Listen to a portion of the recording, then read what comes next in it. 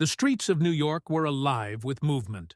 People rushed from place to place, their faces illuminated by the glow of neon lights and flashing billboards.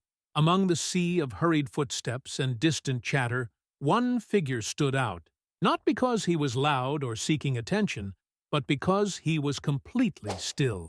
A young boy, no older than 10, sat alone on the sidewalk, knees pulled to his chest. His clothes were thin and worn, barely offering protection against the evening chill. His small hands, covered in dirt, gripped the edge of his torn sleeves. But it was his eyes that told the real story, eyes that had seen too much, aged far beyond his years. Donald Trump had been moving quickly, his mind focused on the next rally. His security team flanked him, guiding him through the bustling streets. But just as he was about to step into his car, something made him pause. He turned his head slightly, his gaze locking onto the boy. For a moment, everything else faded. The campaign, the cameras, the endless noise of the city. Trump stood frozen, watching the child. A memory surfaced, uninvited and sharp. He thought of his younger self, the lessons his father had instilled in him, the drive that had pushed him to become the man he was. But none of that mattered right now. Right now, all that mattered was this boy. His steps were deliberate as he moved toward the child. His security team hesitated but followed at a distance, sensing that this was something important. As Trump approached, the boy remained motionless, his gaze fixed on the ground, as if expecting nothing from the world. Then, in a voice barely above a whisper, the boy spoke. "Sir, can you give me $1?"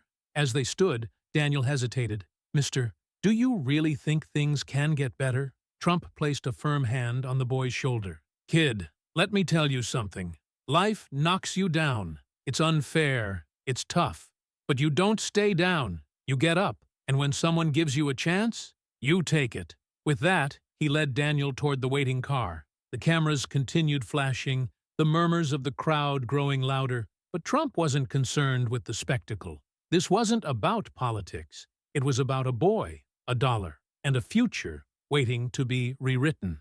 As they drove through the city, Trump looked out the window, deep in thought. He had spent years building empires, making deals, and standing at podiums before thousands of people. But at this moment, none of that mattered. What mattered was a boy who had been invisible to the world until now, and Trump was determined that Daniel would never feel invisible again. Trump's determination was unwavering. He was resolved to make sure Daniel's path wasn't defined by the harsh streets he'd lived on, but by the possibilities ahead. Trump stood beside Daniel, his thoughts swirling.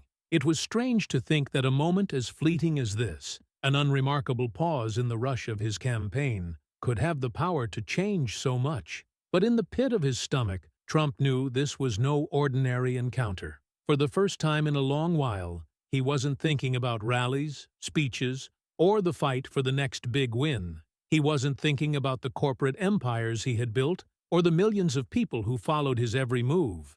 None of that seemed important right now. What mattered was the boy standing before him, so small and broken, yet still holding on to the hope that even $1, a simple gesture, might change his life. Trump took a slow breath, turning his head slightly to gauge the reactions of the crowd gathering around them. Some were watching curiously, others recording the moment on their phones. But Trump wasn't swayed by the audience. This was personal. He had seen enough in his lifetime to understand the weight of a child's silence, the depth of their need, and the power of a single, genuine act of kindness. "Daniel," Trump said softly, as though testing the name on his tongue, "listen to me. You don't have to face this alone anymore. We'll make sure you have a place to stay tonight, but tomorrow, I want to help you find a way out of this." The boy's expression flickered, the smallest hint of disbelief playing on his face. It was clear that Daniel had long given up on the idea that anyone would really help him. After all, people came and went from his life, leaving nothing but empty promises behind. But this time, there was something different in Trump's eyes. Something Daniel hadn't seen before. A real promise. A genuine offer to help. Daniel's hands shook slightly as he held the $100 bill. It wasn't the money that mattered, though. Trump knew that. It was the opportunity behind it. The chance to rewrite his future. Trump could see that Daniel wasn't fully sure he believed in the words being spoken to him, but there was a flicker of hope that hadn't been there before. That's all it took. Hope, a spark, and it was enough to start a fire. Trump glanced at the security team, a new resolve in his chest. Let's make this happen. I want everything in place by the time we leave here. No child should have to live like this. We can change that. The security guard nodded, quickly pulling out his phone to make the arrangements. Trump looked down at Daniel once again, who was now looking up at him with a curious gaze, as if unsure whether he should trust this strange man who had shown him unexpected compassion. But Trump wasn't concerned with that doubt. Not yet. He'd earned Daniel's trust in this moment, but he knew it would take more than words to truly change the boy's life. I know it might seem impossible, Daniel, but life has a funny way of turning around when you least expect it. Just remember, no matter what, you have a chance now. Daniel remained silent, but his face softened. It was as though a heavy burden had been lifted, even if just for a moment. The look in his eyes changed, no longer filled with despair, but with a flicker of something more, a glimmer of possibility. And for Trump, that was enough.